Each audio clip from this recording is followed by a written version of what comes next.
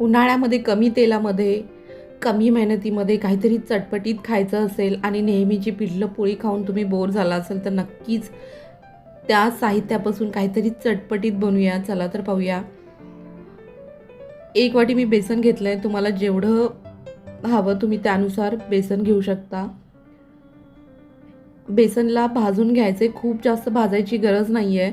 1-2 मिनटं बेसनचा कच्चेपणा कमी होईपर्यंत आपल्याला बेसन भाजून घ्यायचं आहे. बेसन भाजून झाल्यानंतर थोडं हलकं फुलल्यासारखं होतं. आता मी 1 वाटी पाणी टाकले. 1 वाटी जितकं बेसन घेतलं आहे तितकंच पाणी टाकलं आहे. तर थोडंसं अजून घट्ट दिसत होतं म्हणून थोडंसं पाणी टाकून घेतलं आहे. आता वरतून कसुरी मेथी टाकून घ्या आणि हे छान मिक्स करून घ्या.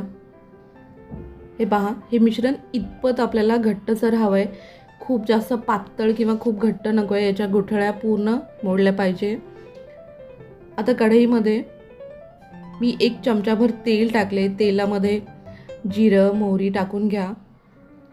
जिरं मोहरी टाकल्यानंतर त्यात मी बारीक कट करून लसूण आणि 1 लाल मिरची, लाल हिरवी कुठलीही वापरू शकता, आणि कांदा भरपूर वापरा. कांदा छान लालसर होईपर्यंत परतायचा आहे आणि त्याच्यानंतर कांदा परतल्यानंतर 1 टोमॅटो घेतला आहे. टोमॅटो छान परतून घ्या. थोडंसं मीठ टाकलं तर टोमॅटो लवकर परतला जाईल. हे पहा, टोमॅटो छान परतल्यानंतर त्यात आपण बेसिक मसाले टाकून घेऊया. मी 1.5 चमचा लाल तिखट वापरले. आपण मिरची पण वापरली आहे, त्यानुसार तुम्ही लाल तिखट वापरू शकता. अर्धा चमचा हळद, 1 चमचा मी मॅगी मसाला वापरला आणि 1 चमचा गरम मसाला, चवीनुसार मीठ. मॅगी मसाल्याने ह्याची टेस्ट छान येते. जर तुमच्याकडे फक्त गरम मसाला असेल तर गरम मसालाही वापरू शकता. आता हे छान परतून झाल्यानंतर जे आपण बेसनचं बॅटर तयार केलं होतं ते टाकून घेऊया आणि ह्याला असंच झाकून ठेवायचं आहे जोपर्यंत सुकणार नाही. वरून हे पहा, अगदी मीडियम गॅस करा किंवा अगदी बारीक गॅस करा, नाहीतर करपून जाईल. 1-2 मिनटं झाकून ठेवा. त्याच्यानंतर आपल्याला हे छान मिक्स करून घ्यायचं आहे. लगेचच जर तुम्ही मिक्स केलं तर ते खाली पूर्ण चिटकलं जाईल आणि बेसनही शिजलं जाणार नाही. परत थोडंसं बटर टाकून झाकून ठेवा. वाफ काढून घ्या. हे पहा, मस्त आपलं बेसन भुर्जी तयार झालेली आहे. ही भुर्जी खूप छान लागते.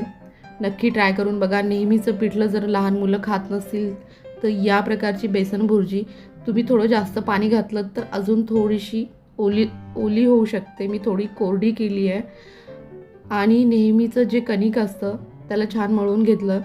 जर आपण चपात्याला वापरतो तेच, त्याची छान पोळी लाटून घ्यायची आहे. आपल्याला उन्हाळ्यामध्ये तेच खायला कंटाळा येतो. नेहमीच्या जेवणासाठी आपण जे भाजीपोळी बनवतो त्याला थोडंसं एक वेगळा ट्विस्ट देऊन थोडंसं चटपटीत करू शकतो. आता मी लाल तिखट आणि थोडंसं मीठ टाकलं आहे. तर तुम्हाला लाल तिखट मीठ टाकायचं नसेल तर तुम्ही हे स्किप करू शकता. तेलाने पूर्ण चपातीला लावून घेतला आणि फोल्ड करून घ्या. त्याच्यावरती बारीक हे मिरच्या कमी तिखट आहेत, थोडीशी काळे तीळ, कोथिंबीर, म्हणजे मस्त असं तंदूर रोटीसारखा फील येतो. आणि मुलांनाही, लहान मुलांनाही आवडतं. जर लहान मुलांना द्यायचं असेल तर फक्त कोथिंबीर आणि काळे तीळ वापरा. मिरची नाही वापरली तरीही चालेल. याच प्रकारे आपल्याला पराठा लाटून घ्यायचा आहे त्रिकोणी. हे पहा, तव्यावरती खरपूस भाजून घ्या.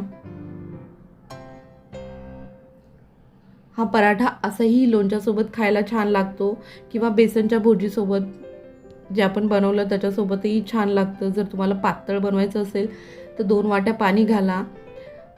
हे पहा, खमंग खुसखुशीत पराठा आणि बेसन भुर्जी तयार आहे. तुम्हाला माझा व्हिडिओ आवडल्यास चॅनलला लाईक, शेअर, सबस्क्राईब करायला विसरू नका.